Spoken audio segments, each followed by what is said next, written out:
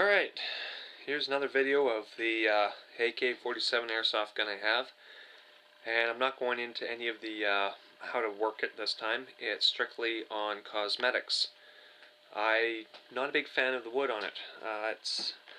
I put one coat of oil on it, which actually made it look a lot better, but as you can see, it's sort of a cheap wood and it's sort of a red color, which I'm not a big fan of. I want to darken it up and make it closer to black so it looks sort of more dark and hides better when I'm running through the woods and whatnot. And also this wood, they all look like that, and I want mine to have a little bit of a personalized characteristic, so I think I'm going to stain it. You could stain any color you want. You can go blues or any other kind of different exotic colors if you really want. I'm going with dark walnut. It's going to look very similar to some of these real guns here, and try and make it close to as dark. I think it's going to look more like this right here personally, which I quite like. These here are real guns. This high-powered air gun that shoots just as fast as a .22 real gun. It's 1,000 feet per second, 1,200. It's a Marlin up above it, which I can paint. And then just those two down at the bottom right here, that's a 303 Lee Enfield and that's a 303 Long Branch. Basically the exact same gun, just slightly different. I do videos of pretty much all those guns, so we won't worry about them. I'm just trying to show you that the brightness of that, we're going to darken it so it looks similar. So pretty much the first thing we're going to do is the easy part. We're going to take this off, and just by undoing that one screw with a Phillips, this wood piece slides off of your electronic trigger frame. So I will get my tool for that. Okay, so here we are, we're ready to work. I've got my one screwdriver here at the moment, and I've also got some steel wool, which is medium coarse. I didn't go with light or extreme because I don't want to brutal the wood on this, or do I want to just mildly sanded either. I want to make my time worth it, so I figure medium's probably going to be perfect just to strip off this finish that's on it right now. We don't want to go too deep, for this wood is extremely thin. So we'll undo this screw first, which comes off just like so. And you don't want to lose your parts. I recommend even have a rag that you can lay out to put your parts on. And if you do that, they don't roll away. So I'll just put this here. There we go. Now, all that happens is, I'm just going to move this back for a little bit extra room. There you go. So all that happens now is this can just slide off. Like that. And you can see you've got electronic motor. I'm just going to get some better light. There, that's a bit better. So you can see that all we have here is this electronic motor part that this piece of very thin wood is going to cover. So you don't want to sand it too much that you end up cracking that or breaking it. So we're going to have to go very light and gentle with this piece. And with these guys, this will come apart and you can get these pieces out. I might end up doing that. I might just end up just steel wooling and sanding them on place. I'll sort of play it by ear at that point, because I'm not sure exactly how difficult this is to take apart. I've never done it, but we'll do it according... Well, we're going to take a look at the manual and see what's all involved. But for now, I'm just going to work on this. So, pretty much just take out a piece of steel wool here. And that'll be enough. And we're just going to sand it. Try and strip that varnish off. And I don't want to do it over here, because it's just going to end up making everything all dusty. So let's just set this aside, and we're just going to work on our surface here, and we're going to just try and sand off this finish.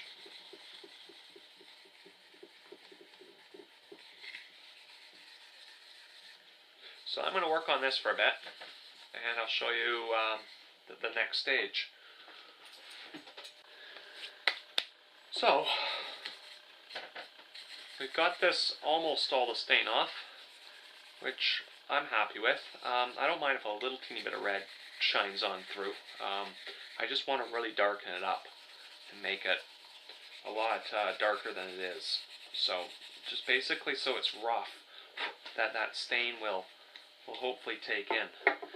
And now with stain, you don't really want to brush it in. I recommend to use a rag.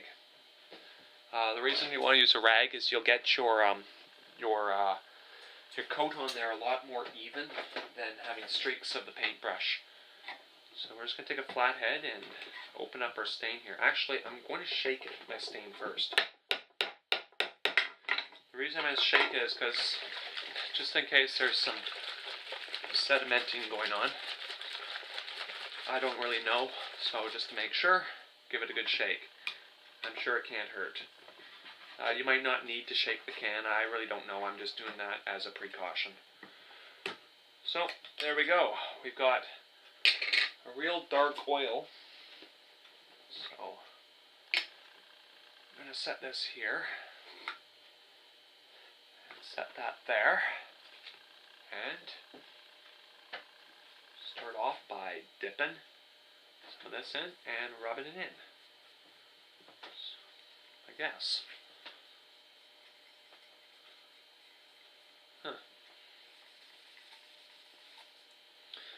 Seems to be not exactly what I expected. Doesn't seem to be taking. Maybe I have to put it on thick, let it sit.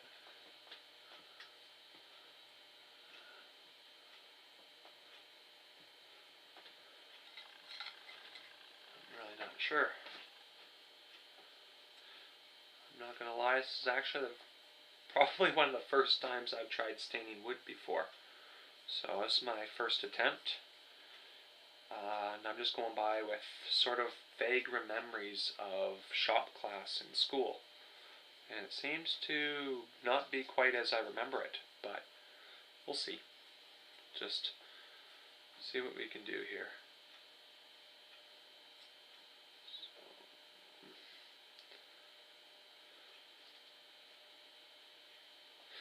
Just going to let that sit in here for a little bit, try and soak into the wood.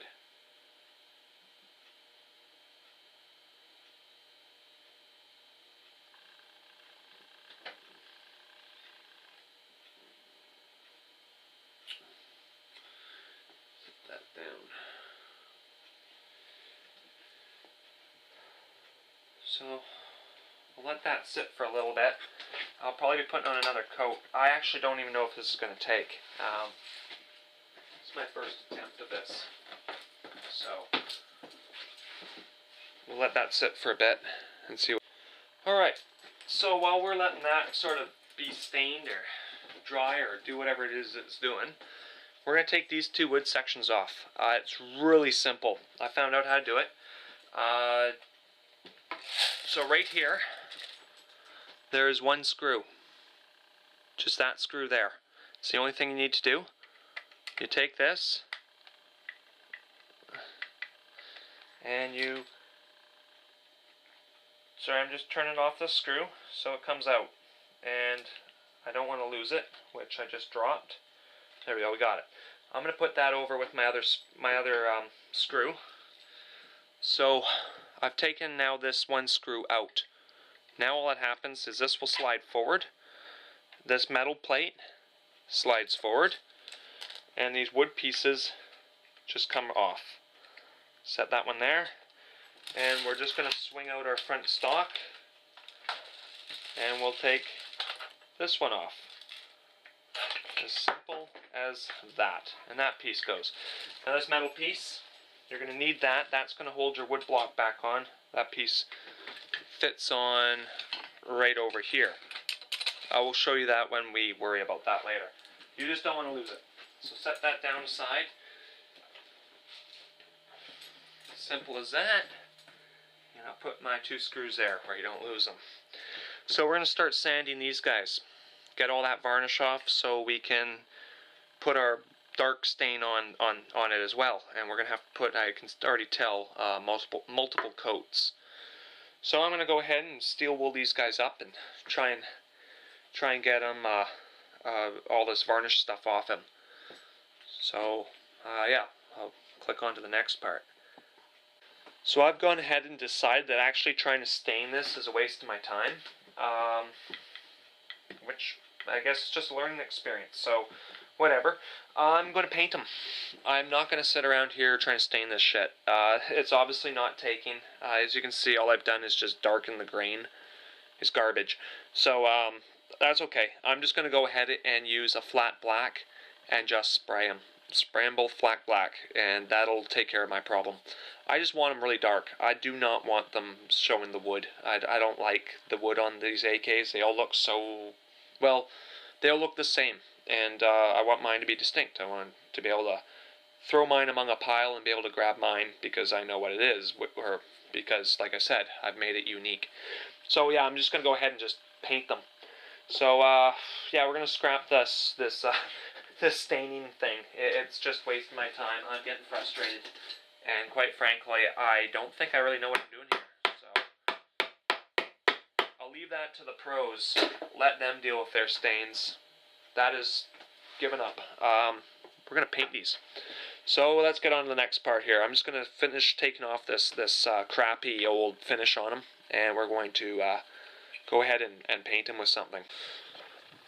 Alright, so we got these parts here, and we're just still steel wooling them, just to get off some of this varnish. You probably don't have to go this far, but the reason I'm doing it is so that the paint definitely sticks. I don't want it falling off the varnish.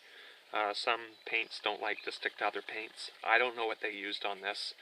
This thing's made in China after all. I mean, for all I know, I could be breathing in lead as we speak. So, who knows. But, anyways, we're taking this off. Just as enough to score it up so it's rough enough the paint hopefully sticks. And I've decided the paint I'm going to use here is just stove black.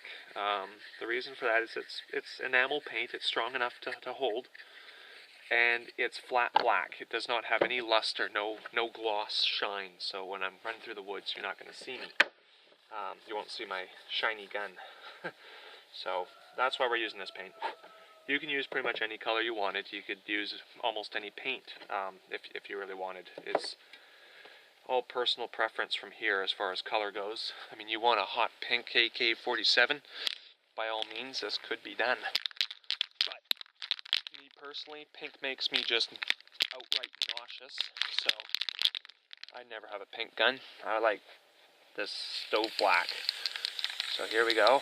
Just going to give it a good coat, and I'm going to do a few coats of this because we want it to not peel off. As my hands are running over it and sweating and stuff, you've got pretty acidic sweat usually. So the acidicness in your sweat can help take the paints off. So it's good just to get a good coating on, and you want to get it all into those grain. So you've got a nice, like, almost a plastic coat.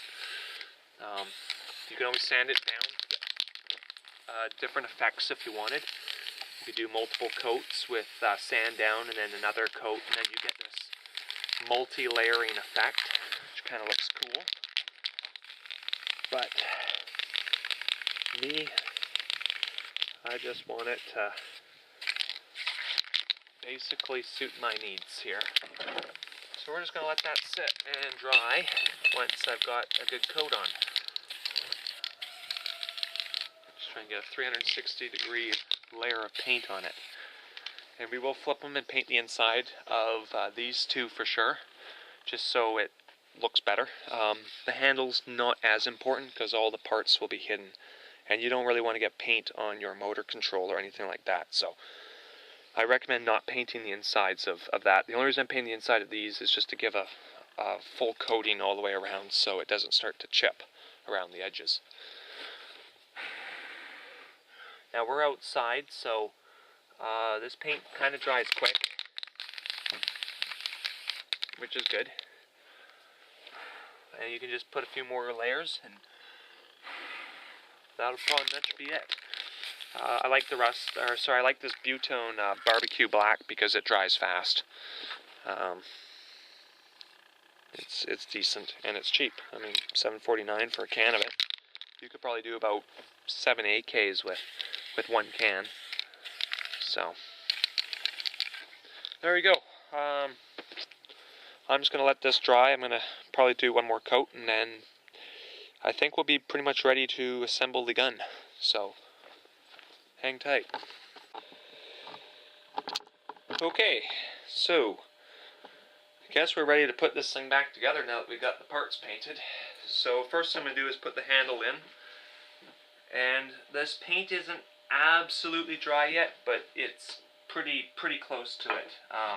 It's dry enough that I can touch it. I'm going to want to let it sit overnight before I go play with it. I don't want to get fingerprints and whatnot left all over it. So what we're going to do is we're going to put the big screw in to the bottom here, and that's going to put that handle on. And that's that on right there. I think it already looks a frickin' hell of a lot better.